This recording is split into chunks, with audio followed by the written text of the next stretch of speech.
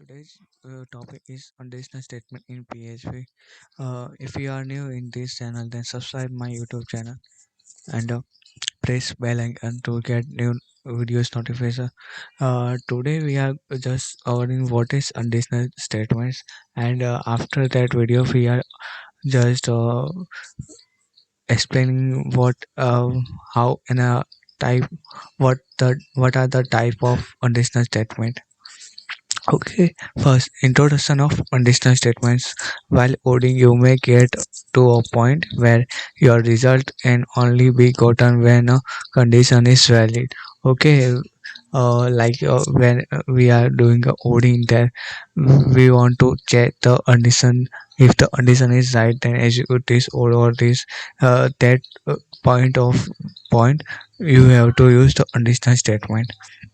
There are five types of conditional statement in PHP: the if statement, the if else statement, the nested if statement, the if else if later, or if else statements, and the last one is the switch statement.